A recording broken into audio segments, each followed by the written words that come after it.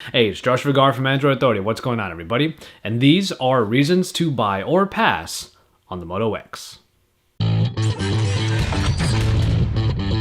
Phones under the 5-inch size are becoming more underappreciated these days. 4.7 inches is the size of the screen on the Moto X, and while it does provide 720p resolution, it still makes all media look really great. But more importantly, it makes for a phone that's very easy to use in one hand. The Moto X is probably one of the most accessible phones out there. Underneath the surface, you get a mostly stock Android build, which is always great, but even comes with more features given Motorola's extras that they've baked in.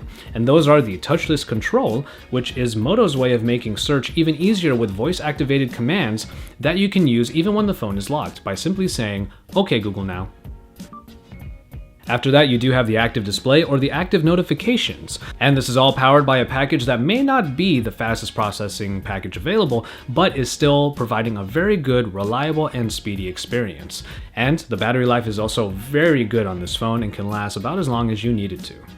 And all of this comes in a package that is fully customizable. Using the Moto Maker, you can create a phone that is literally for you in different colors and in the future different material choices for a price that is actually not too hard to fathom. $99 on 2-year contracts make this a pretty easy entry into the Android world.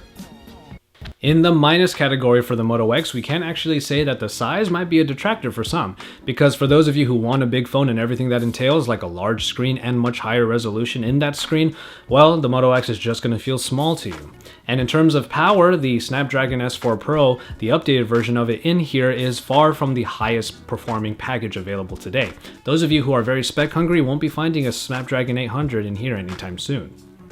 In software, there is a pretty decided lack of features. Now, while the two main additions Moto put in are really cool and pretty practical, when you strip them away, you pretty much only have a vanilla stock Android experience, which is not really for everybody. Expandable storage is not possible either, as only 16 or 32 gigabytes are available for you power users. And with the Moto Maker, while it might be a bit of a game changer, it still lacks some of the features and some of the choices that were previously announced and are still yet to be released. Like, for example, where are my wooden backs, Moto? And the final reason to pass on the Moto X is unfortunately that camera, which has been highly publicized for just not being a very stellar performer. While an update to it, much like the Nexus 5, has come out, it still hasn't made the pictures look that much better. The pictures are still usable, but they're not going to impress anybody anytime soon. And so there you have it for the reasons to buy or pass on the Moto X. Again, if you want to get more information than just the quickfire reasons we've given you in this video, then we have full reviews and comparisons available on the Android Authority channel. Make sure you drop us likes on our videos like this one if you like this segment, and to subscribe to our channel if you haven't already, because Android Authority is your source for all things Android.